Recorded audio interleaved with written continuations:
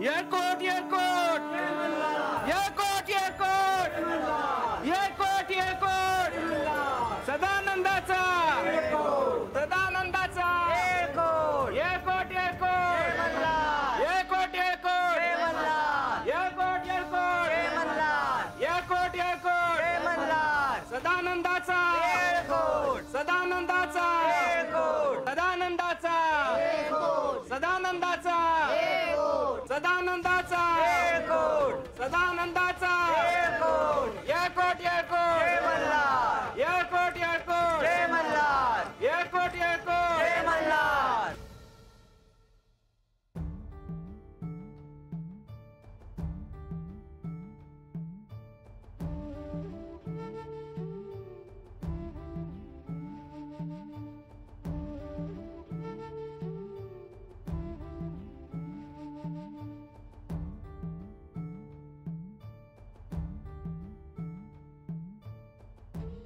भीमाशेठ, आता आमच्या प्रस्थानाचा क्षण आला.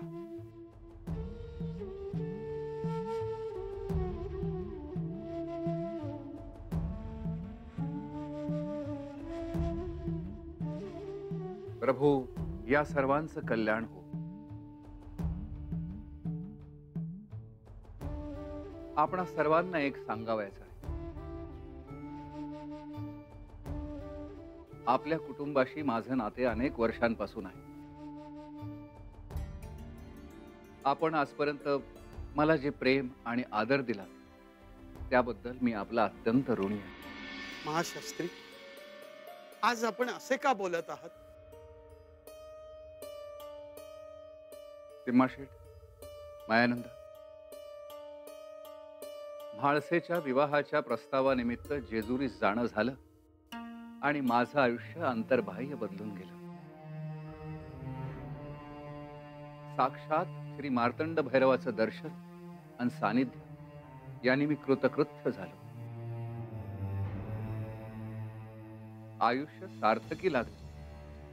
आयुष्याच्या या टप्प्यावर आणखीन काय हवं? प्रपंच करताना परमार्थ साधावा म्हणून संसारात थांबलो, परंतु आता प्रत्यक्ष परमेश्वराची भेट झाली. आता कोणतीच इच्छा राहिली नाही. मन तृप्त झालं. महाशास्त्री, आपण असे आज निर्वाणीचे का बोलत आहात? कारण तसेच आहे. आता माझे वय झाले. इतक्या दिव्य अनुभवातनं गेल्यानंतर उर्वरित आयुष्य त्या खंडेरायाच्या चिंतनात व्यतीत करायचं ठरवलंय. मी वानप्रस्थाश्रम स्वीकारतो आहे.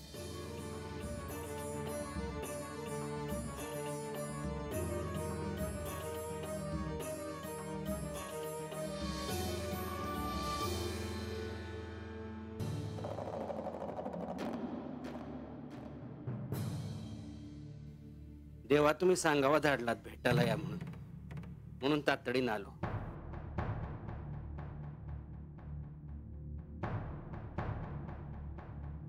काय आज्ञा?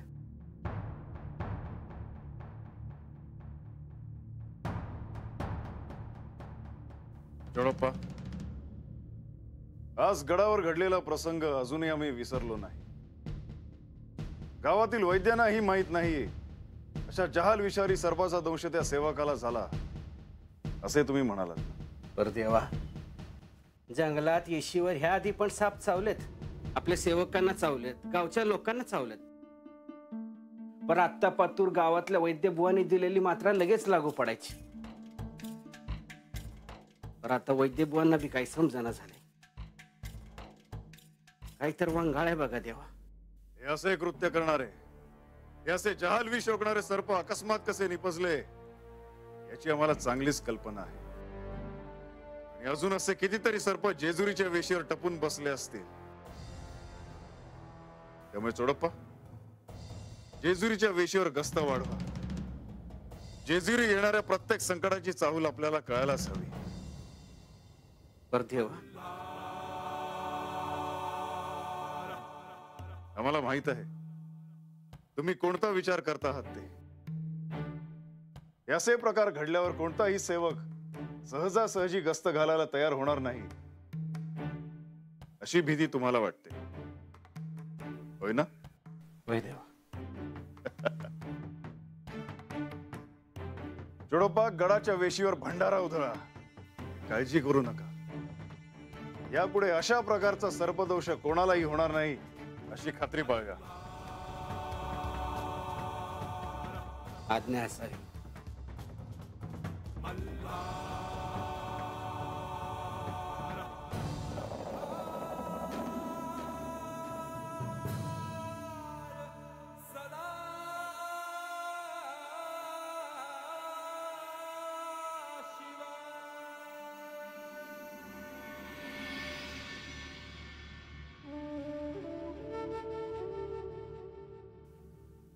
महाशास्त्री, आम्हा सर्वांसाठी आपण केवळ पौरोहित्य करणारे नाही, आमच्या आयुष्याचा एक भाग आहात. आम्हा सर्वांसाठी आपण पितृस्थान या.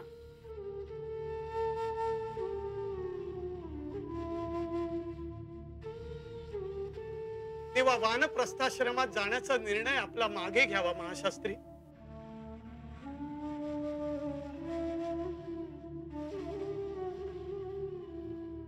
तिमाशेठ, मायानंदा, सावरा स्वतःला.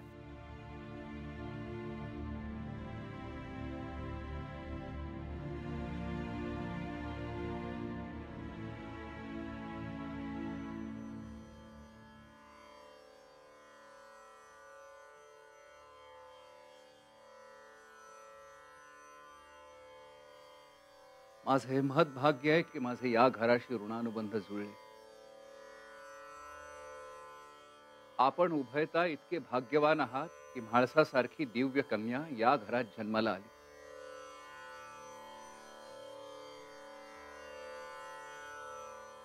आपण शिवभक्त आहात. वृथा मोह नसावा. मी आजपर्यंत केलेल्या पौरोहित्याच्या दक्षिणेस्वरूप माझी एक इच्छा पूर्ण करा. महाशास्त्री, आपण आज्ञा करा. आपण सांगाल ते आपल्या चरणावर ठेवीन असे वचन मी आपल्याला देतो.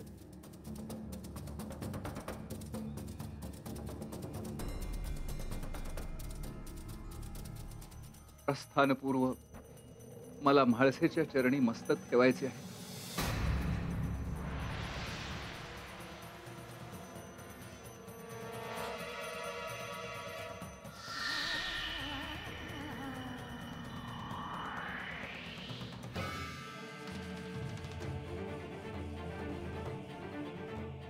महाशास्त्री, मला असे धर्म संकटात टाकू नका.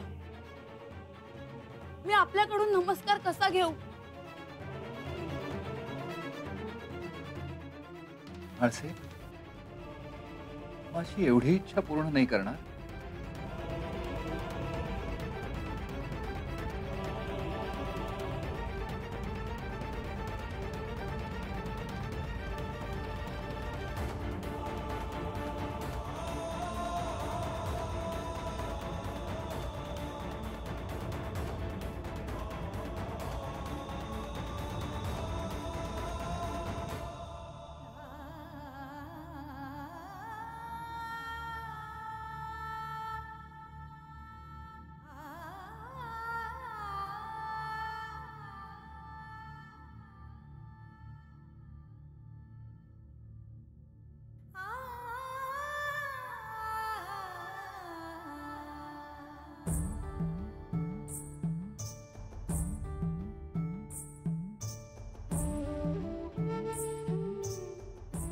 आपणा सर्वांना माझा शेवटचा नमस्कार.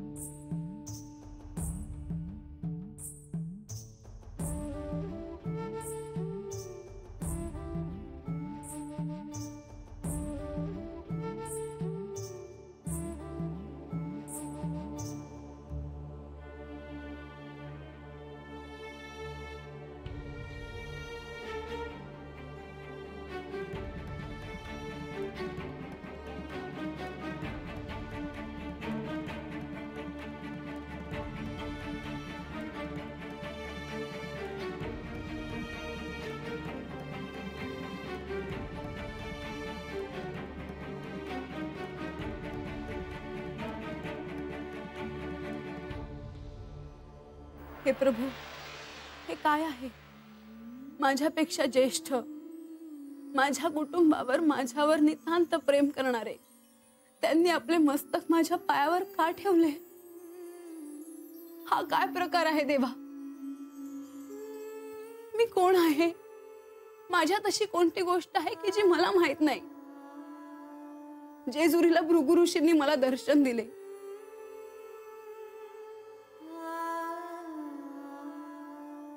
वाटेत एक मुलगी भेटली, तिला माझ्या सभोवताली प्रकाश दिसला. हा सगळा काय प्रकार आहे प्रभू?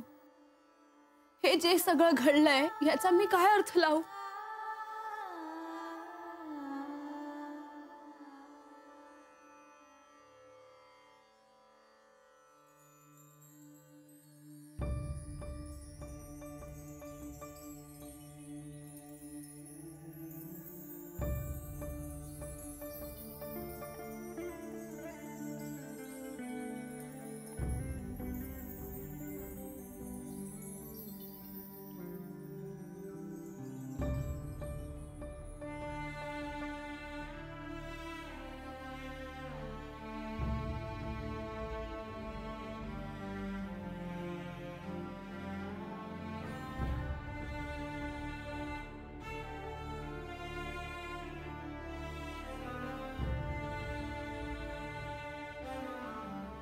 बोलावे.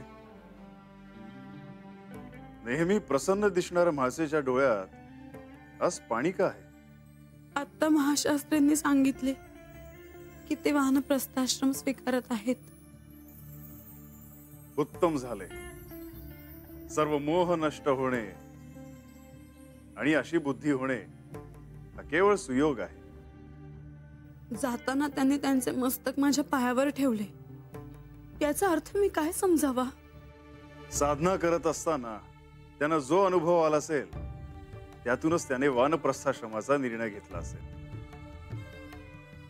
त्यांचा नमस्कार करणे हे प्रतिकात्मक आहे. त्यामुळे त्यांचा नमस्कार तुला आहे असं न समजता तुझ्यात जे अरूप आहे त्याला आहे. किती सोपं करून सांगितलं आपण. मला आणखीन एक विचारायचे आहे. जेजुरीमध्ये सगळ्यांनाच काही दिवसात माहित होईल की आम्ही असे एकांतात बोलत असतो. त्यामुळे आम्हास व्यत्यय आणू नये आणि आपण बोलावे. मी जेजुरीहून नेवासला येताना मला एक मुलगी भेटली आणि तिने मला सांगितले की माझ्या सभोवताली तिला प्रकाश दिसतो. कशी होती ती कन्या? छान वाटली मला. मी तिला हे पण बोलले की तू बोलतेस तेव्हा तुझ्या जिभेवर साखर आहे असे वाटते. तुला बघून तुझ्या कोणीही प्रेमात पडेल. तुम्ही काहीच का बोलला नाहीत?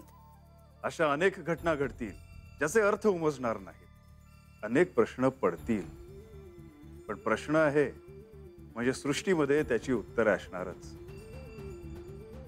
आणि ती उत्तरं शोधायची असतील तर स्वतःला तसे तयार करा. म्हणजे काय करायचे? आपण मार्तंड भैरवाच्या अर्धांगिनी होणार आहात. त्यासाठी सिद्ध व्हा.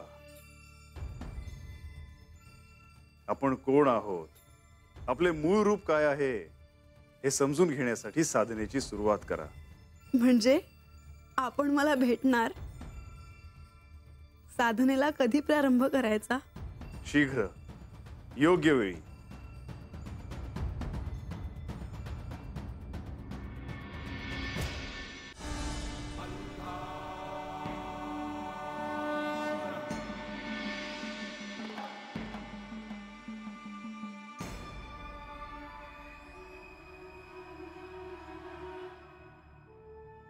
देवा, देवा, रात्रीचा प्रहर जवळ आलाय. सर्व प्रजा निजायच्या तयारीत असताना आपण असे गंभीर का? काही चिंतेची बाब तर नाही ना? प्रधानजी, जेजुरीच्या वेशीवर गस्त घालणाऱ्या आपल्या सेवकाला सर्पदंश झाला. हे कृत्य कोणाचे हे आपण चांगलेच जाणता आहात. हे कृत्य त्या सर्पाचे रूप घेतलेल्या दैत्याचे आहे. देवा, मला वाटलं होतं मल्लासुराच्या वधानंतर उन्मत्त झालेले त्याचे दोन्ही पुत्र योग्य तो धडा घेतील, आपला अहंकार सोडून देतील, आपल्या प्रजेच्या वाटेला जाणार नाहीत. नाही प्रधानजी, कुंभकाला आपल्या पित्याच्या मृत्यूचा सूड घ्यायचा आहे. आणि त्यासाठीच तो ही अशी कृत्य करत आहे. देवा, म्हणजे कुंभकाचा समाचार घेण्यासाठी आपल्याला परत युद्ध करावे लागेल अशीच चिन्ह दिसत आहेत. आणि आम्हाला नेमकं तेच नकोय प्रधानजी. अशुभाचा नाश करण्यासाठी युद्ध हा एकमेव पर्याय नाही. युद्धामुळे प्रजेला भयाच्या छायेखाली राहावं लागतं. जीवितहानी होऊ शकते जी आम्हाला नकोय.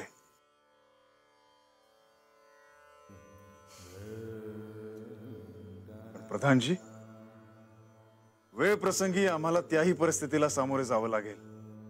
परंतु यावर काही तोडगा काढायला हवा आहे निश्चित. कुंभकाला ही समज देणं अनिवार्य आहे की लोकांना असं वेठीस धरून काहीही निष्पन्न होणार नाही.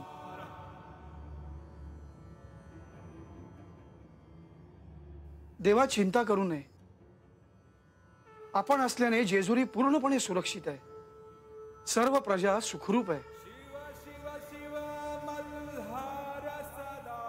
प्रधानजी, या चिंतेबरोबर आम्हाला अजून एक चिंता सतावत आहे. आपणास कोणती चिंता सतावतीये हे मला चांगलंच ठाऊक आहे देवा. तुर्तास तरी आपण कुंभकाबद्दल निश्चिंत राहावे. या प्रकरणात मी स्वतः काही मार्ग सापडतो का ते पाहतो. आपण विश्रांती घ्यावी.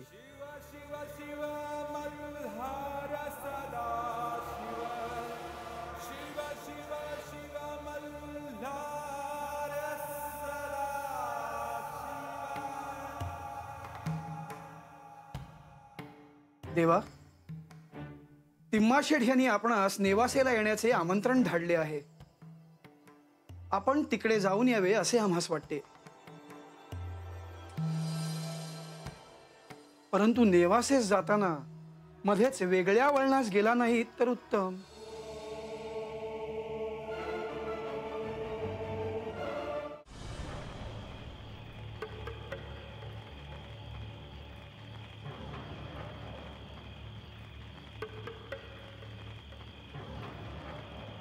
त्या दिवशी आपल्या घरला पाडा आलता बघ समदा, तेव्हा तुम्ही समधे गेलात आणि तो रंगा आलता की घरला. रंग्या तुला काय वंगाळ बोलला नाही ना? त्याच्यात आहे का तेवढी धमक?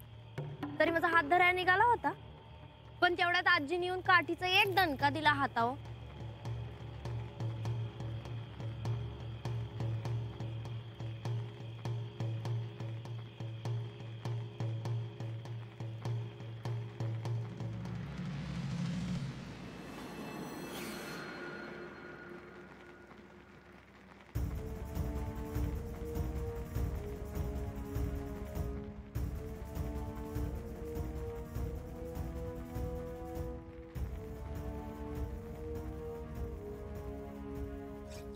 औंदाच्याला कधी नव्हतं हत्यार घेतलंय पेटत. खार घरला आहेत की मग हत्यार? आजा, काय विचारती ती? खर्च हत्यार सरपण कापाया है आणि हे लांडग कापाया. लांडग म्हणजे? म्हणजे रंग्याला कापाया घेतलंय हत्यार.